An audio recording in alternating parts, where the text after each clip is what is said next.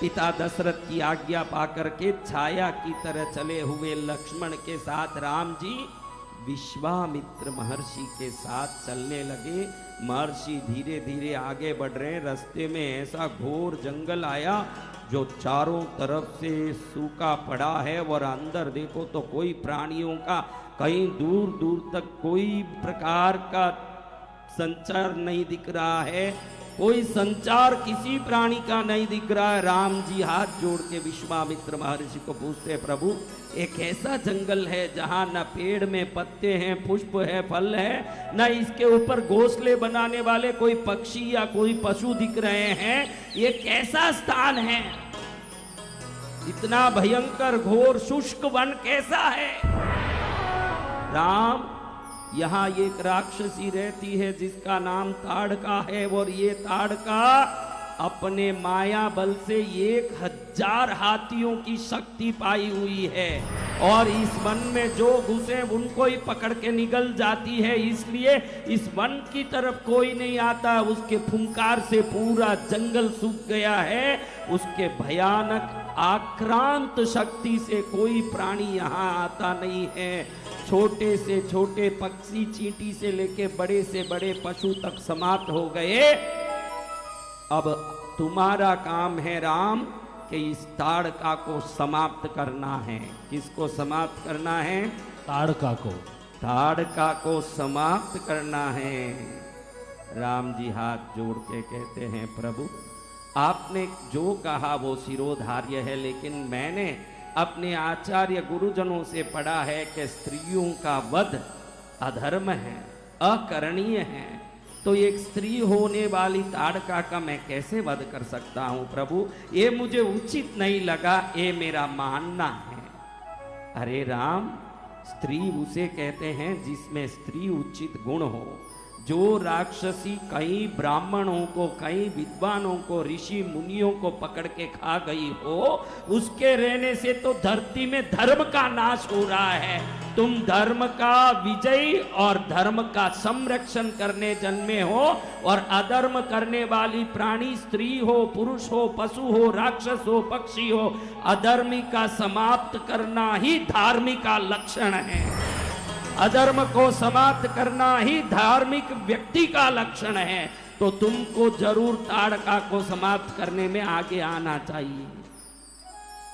गुरुदेव, मेरे पिताजी ने आज्ञा दिया था कि आप जो कहें वो करें, लेकिन आपने अपने तर्क से साबित किया अधर्मी किसी भी वर्ण का, किसी भी रूप का, किसी भी वेश का हो, अधर्मी का समाप्ति ही धार्मिक व्यक्ति का लक्षण है। तो मैं निश्चित ताड़का का वध करके रहूंगा। इतने में राम जी ने अपने धनुष उठा के 3 बार उसके प्रत्यंचा को खींच के ठंकार किया। जैसे ही ठंकार की आवाज बादल में गिड़गिड़ा के जाके बिजली की तरह गूंजने लगी, तुरंत विकराल रूप लेके ताड़का हा हा हा हा करती करती पहुंची। बड़े बड़े तीक्ष्ण दांत, काला रूप, पर्वत जैसे विकराल रूप लेके ताड़का अपने बड़े बड़े शरीर के अंगों को लेके ऐसे आने लगी। राम जी ने दूर से देखा, प्रभु ये क्या रूप है पर्वत की तरह? यही ताड़का है जो हजारों ब्राह्मणों को, ऋषि मुनियों को निगल निगल के अपने पेट को गुफा बना के बैठी है। इसको समाप्त कर दो राम। राम जी के सामने वो अपने हाथ बड़े बड़े नख वाले उठा के पकड़ने दौड़ रही है। राम जी ने एक तीर मारा, वो तीर जैसे ही आगे निकला 2 तीर बन के एक ही क्षण में ताड़का के दोनों हाथ को काट के नीचे गिरा दिए। जैसे ही दोनों हाथ टूट गए, कट गए, ऐसी कुपित हो गई ताड़का का, मेरा हाथ काटने वाला कौन है? चिल्लाती हुई आगे बढ़ी।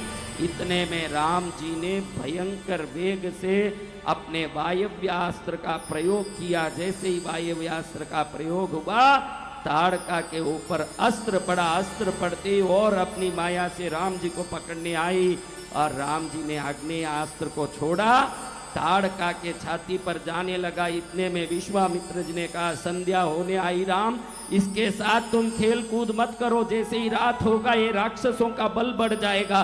जल्दी इसको समाप्त कर दो। उसी समय राम जी ने ब्रह्मास्त्र को याद किया, उसी समय ब्रह्मास्त्र छोड़ा। एक क्षण में ब्रह्मास्त्र सीधा ताड़का की छाती में गया।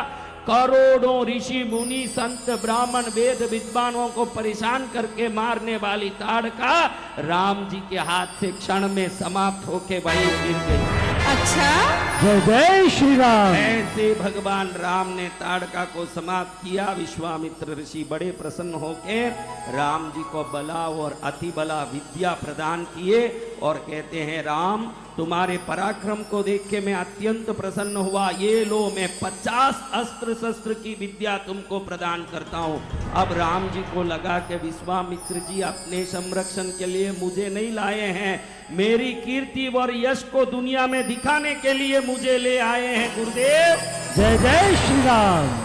गुरु अपने शिष्य से क्या काम ले लेगा? शिष्य का कल्याण करने के लिए गुरु शिष्य को सेवा देता है। आज मैंने आपसे ये समझ लिया। गुरुदेव आपको प्रणाम है।